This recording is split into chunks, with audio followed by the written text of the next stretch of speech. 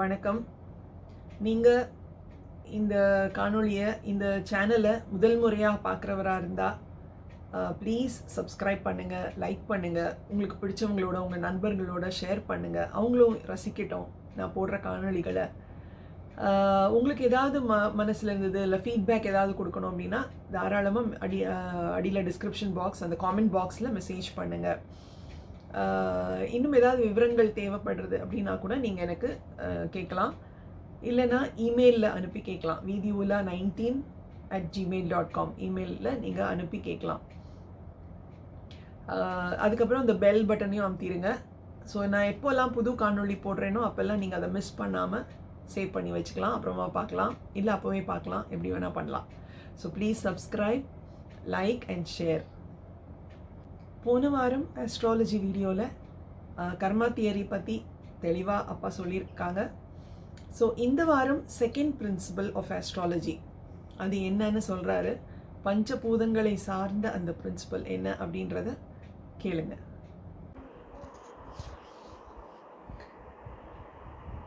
வீதி உலா நேயர்களுக்கு என்னுடைய நமஸ்காரங்கள். இப்பொழுது மூன்றாவது முறையாக இந்த ஜோதிடத்தை பற்றி உங்களுடன் கலந்துரையாட வந்திருக்கிறேன். முதல் 2 டாப்பிக்கில் நம்ம பேசும் பொழுது இந்த ஜோதிடங்கிறது ஒரு விஞ்ஞானம் தான், மெய்ஞானத்தோடு கூடிய விஞ்ஞானம்.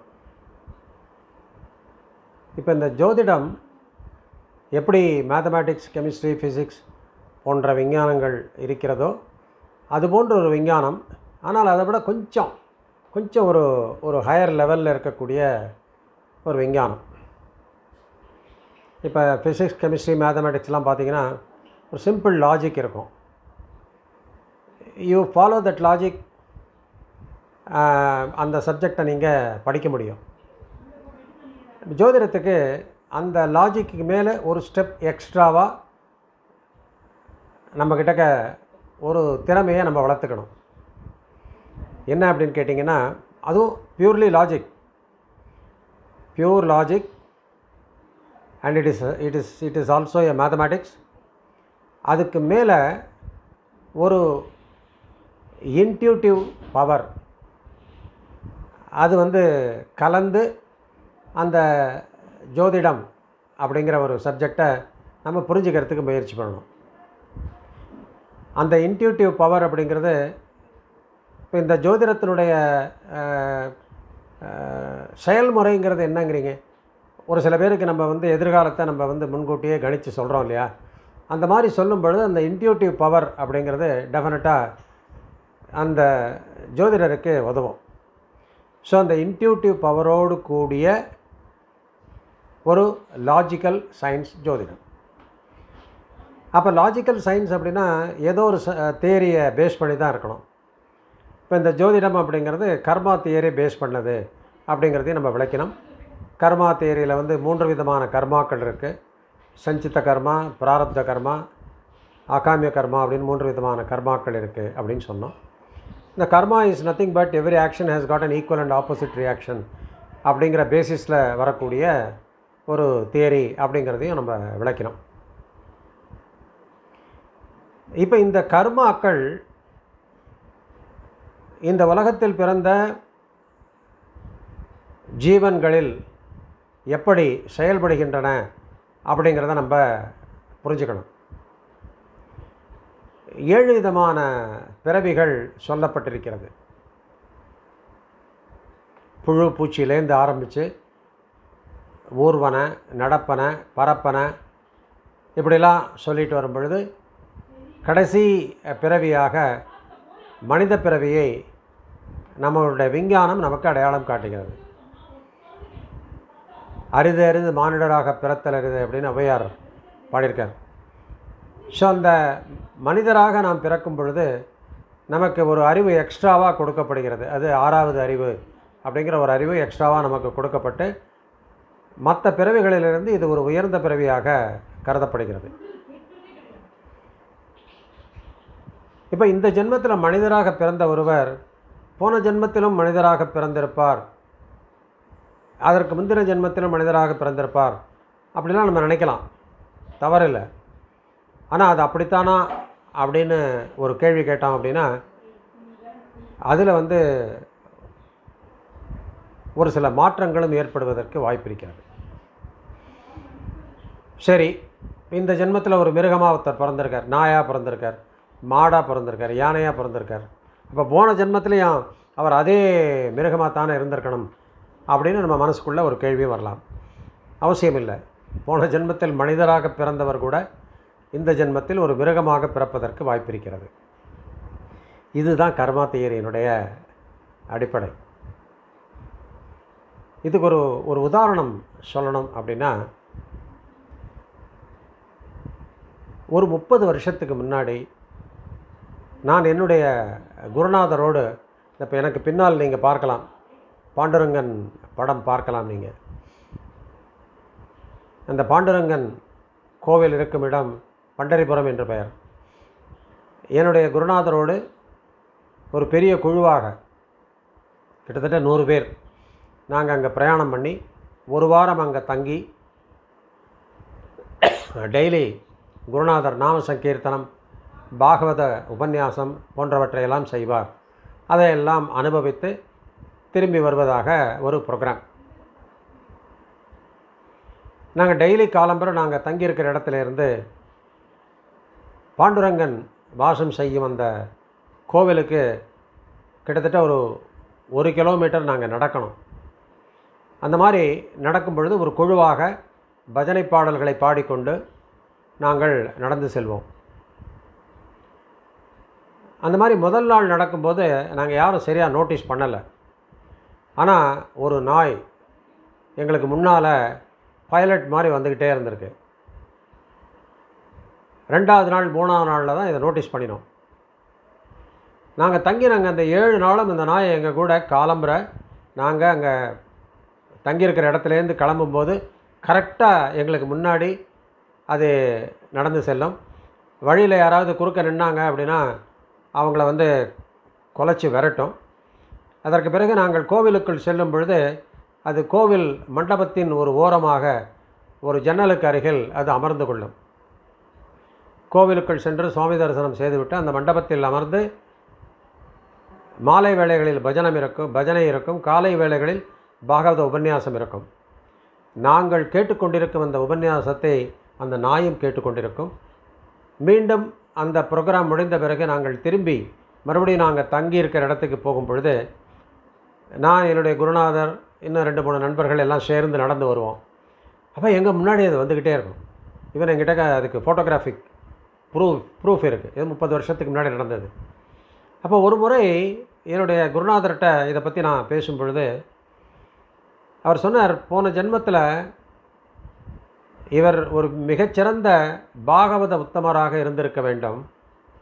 ஆனால் ஏதோ ஒரு கொடிய பாவம் செய்த காரணத்தினாலே இந்த ஜென்மத்தில் அவர் ஒரு மிருகமாக பிறந்து போன ஜென்ம வாசனை தொடர்பினாலே இந்த பஜனை பாடல்களை கேட்கும் பொழுது தன்னை மறந்து அவர்கள் கூட ஐக்கியமாகி விடுகிறார் அப்படின்னு ஒரு தியரி ஒன்று சொன்னார்.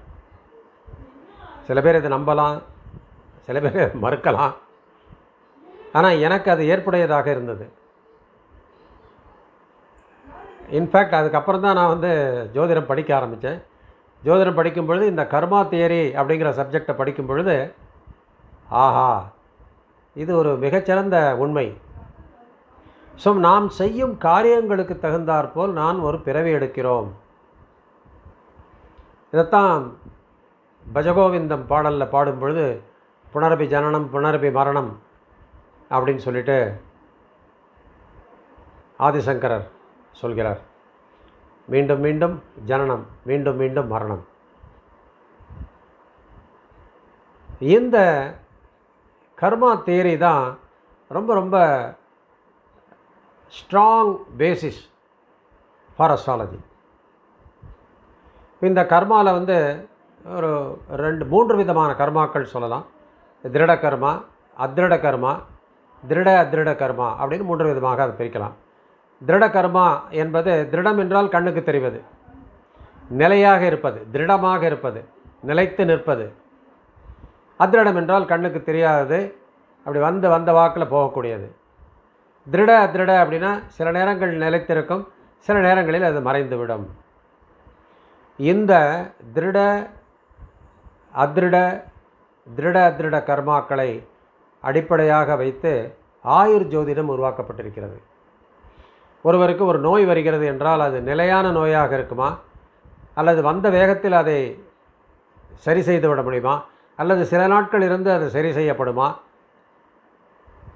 இந்த 3 விதமான நிலைகளையும் ஆராய்வதற்கு ஆயுர்வேதம் இந்த தியரியை அது ஏற்படுத்துகிறது. அதனால் இன்றைக்கும் நிறைய ஆயுர்வேதிக் டாக்டர்ஸ் ஜோதிடம் படித்திருப்பார்கள்.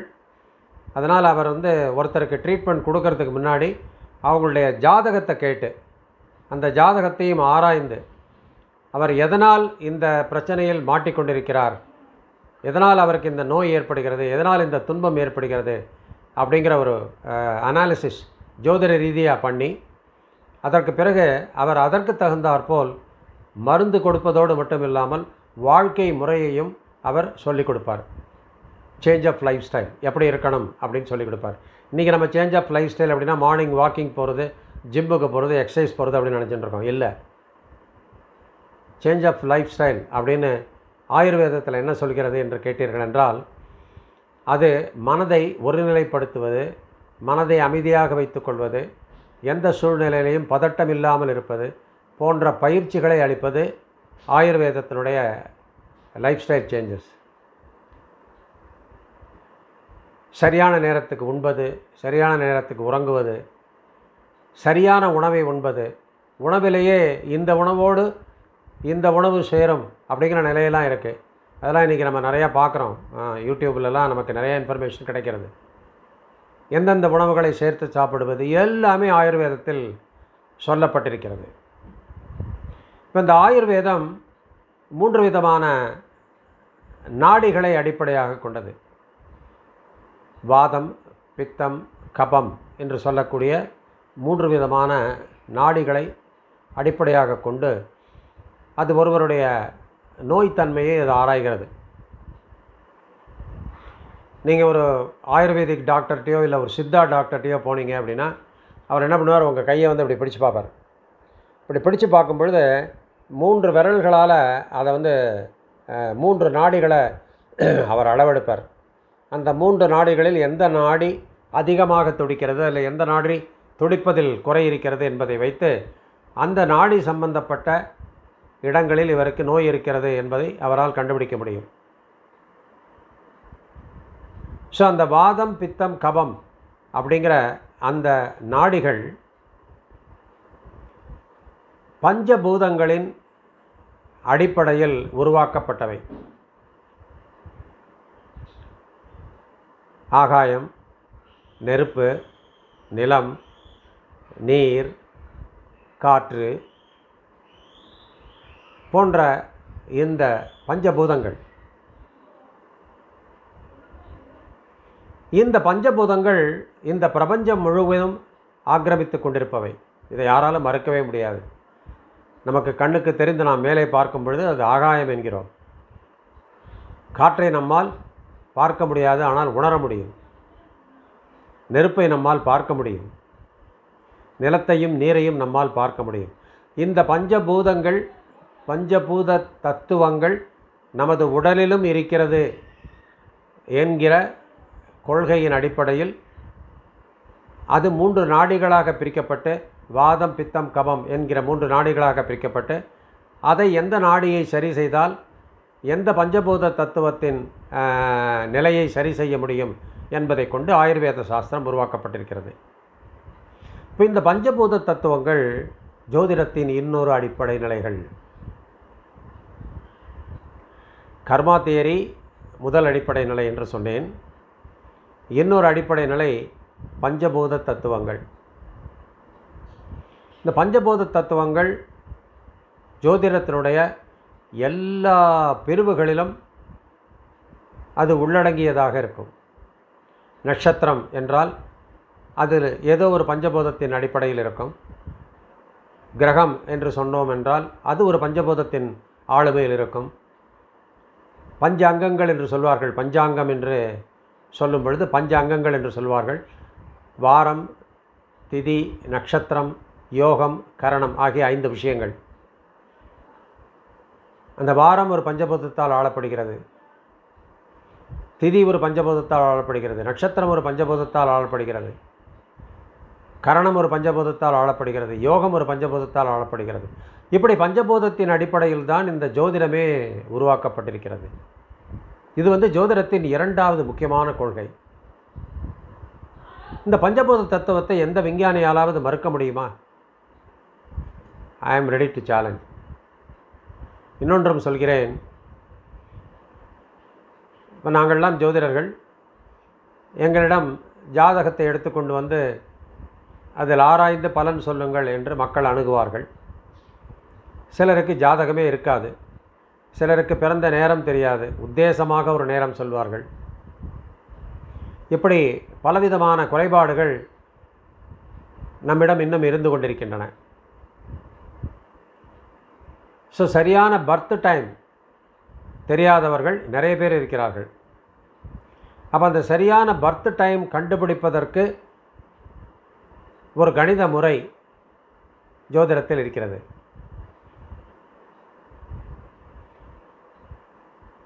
அதற்கு அடிப்படையாக இருப்பது இந்த பஞ்சபூத தத்துவம். ஆச்சரியமாக இருக்கிறதல்லவா? இப்பொழுது ஒரு பெண் பிரசவத்துக்காக இப்போல்லாம் ஆஸ்பத்திரி, முன்னெல்லாம் வீட்டில் ஆஸ்பத்திரிக்கு செல்கிறாள். அங்கே அவருக்கு இயற்கையான பிரசவம் ஏற்படுத்த வேண்டும் என்று டாக்டர்கள் முயற்சி செய்து கொண்டிருக்கிறார்கள். பிரசவத்துக்குண்டான நேரம் வந்துவிட்டது. பனிக்குடம் உடைந்து விட்டது. உடனே குழந்தை வெளியில் வர ஆரம்பிக்கக்கூடிய ஒரு நிலை தெரிகிறது. உடனே அந்த டாக்டர், அந்த சுற்றி வர இருக்கிற அந்த சிஸ்டர்ஸ் எல்லாருமா சேர்ந்து நல்லா ப்ரெஷர் பண்ணு, முக்கு, தமிழில் சொல்லுவாங்க முக்கு, அப்ளை யுவர் ப்ரெஷர் அப்படின்னு சொல்லுவாங்க. அந்த மாதிரி முக்கின பிறகு தான் அந்த குழந்தை கொஞ்சம் கொஞ்சமாக வெளியில் வரும். இதை யோசித்து பாருங்கள். அங்கே முக்கு என்று சொல்லும் பொழுது ஒரு தம் கட்டி முக்குகிறார்கள்.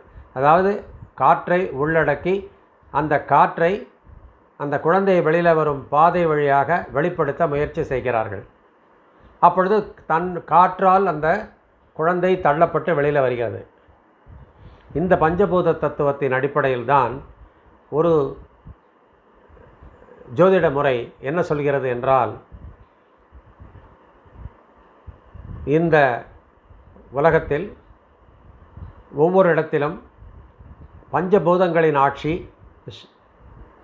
வரிசை கிரமமாக நடந்து கொண்டிருக்கும். ஒரு நாள் 24 மணி நேரம் என்றால் சில நேரங்களில் நெருப்பின் ஆதிக்கம் இருக்கும், சில நேரங்களில் நீரின் ஆதிக்கம் இருக்கும், சில நேரங்களில் வாயுவின் ஆதிக்கம் இருக்கும், சில நேரங்களில் பூமியின் ஆதிக்கம் இருக்கும், சில நேரங்களில் ஆகாயத்தின் ஆதிக்கம் இருக்கும் என்று அதை வகைப்படுத்தி அதை முறைப்படுத்தி காலகட்டத்தில் எப்பொழுது வாயு தத்துவம் வேலை செய்கிறதோ அந்த நேரத்தில் தான் ஒரு குழந்தை பிறக்க முடியும். அந்த வாயு தத்துவம் கணக்கிட்டு பார்க்கும் பொழுது ஃபியூ செகண்ட்ஸ், ஒரு 5 செகண்ட் இல்லை 10 செகண்ட் தான் இருக்கும். அதை நம்மளால் கணிதமாக நம்மளால் செய்ய முடியும். அதற்கு ஒரு கணித சாஸ்திரம் ஏற்படுத்தி கொடுத்திருக்கிறார்கள் இந்த ஜோதிட வல்லுநர்கள். அதை வைத்து ஒரு குழந்தை எப்பொழுது பிறந்திருக்கும் என்பதை நம்மால் கணிக்க முடியும். அந்த மாதிரி பிறக்கும் குழந்தை ஆண் தன்மையோடு இருக்குமா அல்லது பெண் தன்மையோடு இருக்குமா என்பதையும் ஜோதிடத்தின் மூலம் சொல்ல முடியும். ஸோ இவ்வளவு ஒரு அருமையான சாஸ்திரம். மீண்டும் மீண்டும் அதன் உயர்வை பற்றி பேச வேண்டும் என்றால் மணிக்கணக்கில் பேசிக்கொண்டிருக்கிறார். இப்போ இந்த ஜோதிடம் என்பது கிட்டத்தட்ட 5000 வருஷங்களாக இருக்கிறது. 5000 வருஷத்துக்கு முன்னால், நான் ஒரு உத்தேசமாக சொல்கிறேன், மேபி 10,000 வருஷம் கூட இருக்கலாம். இது நம்மளுடைய இந்திய ஜோதிட சாஸ்திரம் ரிஷிகளின் மூலமாக நமக்கு கொடுக்கப்பட்டிருக்கிறது. அந்த ரிஷிகளுக்கு இறைவன் கொடுத்ததாக ரிஷிகளே சொல்கிறார்கள். அப்படியே வழி வழியாக வாய் வழியாக ஒருவர் சொல்ல அடுத்தவர் கேட்க, அவர் அடுத்தவருக்கு சொல்ல அடுத்தவர் கேட்க, இப்படி வாய் வழியாக வந்தது பிற்காலத்தில் நூலாக உருவாக்கப்பட்டு நமக்கு அளிக்கப்பட்டிருக்கிறது. அப்பொழுது அந்த 5000 10,000 வருடங்களுக்கு முன்னால் அவர்கள் சொன்ன கிரகங்கள், அவர்கள் சொன்ன அந்த கிரகங்களின் தன்மைகள், அவர்கள் சொன்ன அந்த கிரகங்களின் தன்மைகளினாலே இந்த மானுட உலகில் வாழ்கின்ற மனிதர்களுக்கு ஏற்படக்கூடிய சாதக பாதகங்கள் இன்று வரை யாராலும், எவ்வளவு பெரிய அறிஞர்களாக இருந்தாலும் அவர்களாலே அது மாற்றம் செய்யப்படவே இல்லை. அங்கங்கே கொஞ்சம் ஃபைன் டியூன் பண்ணியிருக்காங்க, அவ்வளோதான். யாராலும் அது மாற்றப்பட முடியவில்லை. அடிப்படை தத்துவம் என்பது மாற்றப்படவே இல்லை. அதே போன்று இந்த ஜோதிடத்தில் ஒரு ஜோதிடத்தினுடைய லிம்ஸ் என்று சொல்வார்கள். 6 விதமான முறைகள் இங்கு சொல்லப்பட்டிருக்கின்றன. அதுதான் லிம்ஸ் என்று சொல்வார்கள். முதல் லிம் அப்படிங்கிறதுக்கு பேர், லிம் அப்படின்னா ஒரு உறுப்பு அப்படின்னு சொல்லலாம். கோலா அப்படின்னு பேர். முதல் லிம்புக்கு பேர் கோலா அப்படின்னு பேர். கோலா அப்படின்னா என்ன தெரியுமா? Mathematics, spherical mathematics, spherical trigonometry. இதுதான் ஸ்பெரிக்கல் கால்குலஸ். இதுதான் கோலா என்று அழைக்கப்படுகிறது. இது வேதிக் மேத்தமேட்டிக்ஸ் அப்படிங்கிற ஒரு சப்ஜெக்டினுடைய ஒரு பகுதி. இன்றைக்கும் இந்த ஸ்பெரிக்கல் மேத்தமேட்டிக்ஸ் தெரிந்த அறிஞர்கள் தான் வானசாஸ்திர நிபுணர்களாக இருக்கிறார்கள். நாசா நிறைய ராக்கெட்லாம் விடுறாங்களே, நிறைய சேட்டலைட்லாம் விடுறாங்களே, நம்ம ஸ்ரீஹரிகோட்டா எல்லா அறிஞர்களுக்கும் தெரிந்த ஒரு கணித முறை அது ஸ்பெரிக்கல் மேத்தமேட்டிக்ஸ்.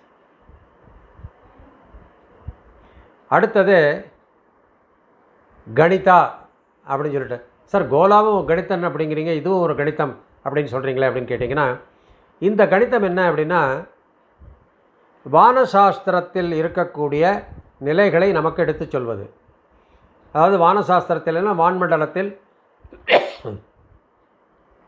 கோள்கள் பயணிக்கின்றன. ஒவ்வொரு கோளும் எந்த நேரத்தில், எந்த நிமிடத்தில், எந்த வினாடியில், எந்த நிலையில் இருக்கும் என்பதை அளந்து நமக்கு கொடுப்பது கணித முறை என்று பெயர். ஆரம்ப காலத்தில் பிளைண்ட் ஐஸ் அப்படின்னு சொல்லுவாங்க. அதாவது நேர் கண்ணால் பார்த்தது டைரக்ட் விஷன். அதற்கு பிறகு டெலஸ்கோப் மூலமாக பார்த்தார்கள். இப்பொழுது சேட்டலைட் மூலமாக பார்க்கிறார்கள். மூன்றாவது ஜாதகம் அப்படின்னு பேர். ஜாதகம்னா உங்களுக்கெல்லாம் தெரியும். கட்டங்கள் போட்டு அந்த கட்டங்களில் கிரகங்களை அடக்கி அதை வைத்து பலன் சொல்லும் ஒரு முறை. தனி மனித பலன் சொல்லும் ஒரு முறை. நான்காவது பிரஸ்னா என்று பெயர். பிரஸ்னம் என்று தமிழில் சொல்லலாம். பிரஸ்னம் என்றால் கேள்வி. ஒருவர் அவருடைய வாழ்க்கையில் அவருக்கு ஏற்படக்கூடிய ஒரு சந்தேகத்தை கேள்வியாக கேட்டு ஒரு ஜோதிடரிடம் வருகிறார். அப்பொழுது அந்த ஜோதிடர் அந்த நேரத்துக்கு உண்டான ஜாதகத்தை அமைத்து அந்த ஜாதகத்தின் அடிப்படையில் அவருக்கு பலன் சொல்கிறார். மிக மிக அருமையான விஞ்ஞானம் இது. இதில் சொல்லப்பட்ட பலன்கள் மாறுபடவே படாது. என்னால் உறுதியாக சொல்ல முடியும். நிறைய பேருக்கு பிரश्ன முறையில் நான் பலன் சொல்லியிருக்கிறேன். 100% it will reflect. It will give you the results, positive results. அடுத்தது நிமித்தம் அப்படின்னு ஒரு லிம்ப். நிமித்தம்னா சகுனம். இப்போ இந்த சகுனம்ங்கிறது என்னன்னு கேட்டிங்கன்னா, ஆரம்ப காலத்தில் மனிதன் காடுகளில் தான் வாழ்ந்தான். அவ்வாறு காடுகளில் வாழும் பொழுது மிருகங்களினால் அவனுக்கு நிறைய தொல்லைகள் ஏற்பட்டது. அவன் தனித்து வாழ்வதற்கு பதிலாக சேர்ந்து வாழலாம் என்று முடிவு செய்தான். சேர்ந்து வாழும் பொழுது ஒரு மலையின் குகையில் அவன் சேர்ந்து வாழத் தொடங்கினான். மனிதர்கள் 2 பேர் 3 பேருக்கு மேலே ஒரு இடத்தில் இருக்கும் பொழுது பிரச்சனைகள் வரத்தானே செய்யும். அந்த பிரச்சனைகளை தீர்த்து வைப்பதற்கு அவர்களுக்கு ஒரு தலைவன் தேவைப்பட்டான். அந்த தலைவனுடைய வேலை என்னவென்றால், தினமும் காலையில் குகையை விட்டு வெளியில் வந்து இப்படி இப்படி வச்சுக்கிட்டு மேலே வானத்தில் பார்ப்பான். பார்க்கும் பொழுது பறவைகள் எங்கு பறந்து கொண்டிருக்கின்றன, என்ன பறவை எங்கு பறக்கிறது என்பதை கவனிப்பான். ஒரு பருந்து அல்லது ஒரு கழுகு இது ஒரு பக்கத்தில் பறந்து கொண்டிருந்தால் அந்த இடத்தில் காட்டு மிருகங்கள் இருக்கின்றன, ஏதோ ஒரு இரையை அவர்கள் அடித்து வைத்திருக்கிறார்கள், அதனால் அங்கு போவது ஆபத்து என்பதை முடிவு செய்து சாதாரணமாக இருக்கக்கூடிய சாத்வீகமான பறவைகள் பறந்து கொண்டிருக்கின்ற திசையில் இவன் தன் உடன் இருக்கும் நபர்களை அனுப்பி உணவு தேடி வர சொல்வான். அதுதான் நிமித்தம் என்று பெயர். அங்குதான் நிமித்தம் என்பது ஆரம்பிக்கிறது. ஒரு காரியம் செய்வதற்கு சரியான நேரம் இருக்கிறதா அப்படின்னு பார்க்கக்கூடிய ஒரு சகுன முறை அது. அதில் நிறையா மூட நம்பிக்கைகள் இருக்குது. பூனை குறுக்க போச்சுன்னா ப்ராப்ளம், ஒற்றை பார்ப்பான் எதிரில் வந்தால் பார்ப்பலம் ப்ராப்ளம், ஒரு இறந்தவருடைய உடலை சுமந்து கொண்டு செல்லும் பொழுது நாம் எதிரில் போனோம் என்றால் ப்ராப்ளம், இப்படிலாம் நிறையா மூட நம்பிக்கைகள்லாம் இருக்குது. அதை பற்றிலாம் நம்ம பின்னாடி பேசுவோம். அடுத்த பகுதி முகூர்த்தம் என்று பெயர். இந்த முகூர்த்தம் என்பது ஜோதிட சாஸ்திரத்தினுடைய ஒரு உச்ச நிலை. அதாவது வான்மண்டலத்தில் இருக்கக்கூடிய கிரகங்களுடைய தாக்கம் பூமியில் இருக்கும் எல்லா ஜீவன்களுக்கும், மரம் செடி கொடி மிருகங்கள் மனிதர்கள் எல்லா ஜீவன்கள் மீதும், அது மட்டுமல்ல இங்கு பூமியில் இருக்கக்கூடிய அந்த ஆம்பியன்ஸ் அட்மாஸ்பியர் அதன் மீதும் தன்னுடைய தாக்கத்தை அவை ஏற்படுத்துகின்றன. அதனால தான் நேச்சுரல் கெலாமிட்டிஸ் எல்லாம் ஏற்படுகிறது. அந்த தாக்கத்தை ஏற்படுத்தும் பொழுது தீய தாக்குதல்கள் குறைவாகவும் நல்ல தாக்குதல்கள் அதிகமாகவும் இருக்கக்கூடிய ஒரு காலகட்டத்தை தேர்ந்தெடுப்பது முகூர்த்தம் என்று பெயர். அது ஜோதிடத்தினுடைய இன்னொரு லிம். ஸோ அப்படி பார்க்கும் பொழுது ஜோதிடத்தினுடைய லிம் அப்படின்னு சொல்லக்கூடிய கோலா, கணிதா, ஜாதகா, பிரஷ்னா, முகூர்த்தா, நிமித்தா, இப்படி 6 விதமான முறைகளில் இந்த சாஸ்திரம் நமக்கு கொடுக்கப்பட்டிருக்கிறது. சார், 6 விதமான முறைகளில் ஒரு சாஸ்திரத்தை நமக்கு விளக்கி கொடுத்திருக்கிறார்கள் என்றால் அந்த சாஸ்திரம் பொய்யானது. there is no substance in it. அதன் மீது எனக்கு நம்பிக்கை கிடையாது, அதை நான் ஏற்றுக்கொள்ள முடியாது என்று ஒருவர் சொன்னார் என்றால் that is nothing but escapism. அந்த சாஸ்திரத்தை முறையாக படித்து பார்த்து அதை அப்ளை பண்ணி பார்த்த பிறகுதான் அந்த சாஸ்திரத்தை பற்றிய நம்பிக்கையோ அல்லது நம்பிக்கையின்மையோ நாம் ஏற்படுத்தி கொள்ள வேண்டும் என்பது என்னுடைய தாழ்மையான கருத்து. இப்போ இந்த ஜோதிட சாஸ்திரத்தினுடைய உயர்வை பற்றி இந்த 3 வாரமாக நான் உங்களுக்கு எடுத்து சொல்லியிருக்கிறேன். இப்போ இன்று ஜோதிட சாஸ்திரத்தினுடைய பகுதிகள், உறுப்புகள் என்று 6 விதமான நிலைகளையும் உங்களுக்கு நான் விளக்கியிருக்கிறேன். அடுத்து வரும் சந்தர்ப்பங்களில் மிக மிக எளிமையாக இந்த ஜோதிட சாஸ்திரம் நம்முடைய வாழ்க்கையில் எவ்வளவு ஒரு முக்கியமான பகுதியாக செயல்படுகிறது, அதை நாம் ஒதுக்க வேண்டிய அவசியம் இல்லை, அதை சரியாக பயன்படுத்தினால் அதன் மூலம் நமக்கு நன்மை கிடைக்கும் என்கிற விஷயத்தை உங்களுக்கு நான் தெரியப்படுத்துகிறேன். அதுவரை நன்றி, வணக்கம். Hope you enjoyed. அடுத்த வாரம் இன்னொரு காணொளியோட நான் உங்களை சந்திக்கிறேன். நன்றி, வணக்கம்.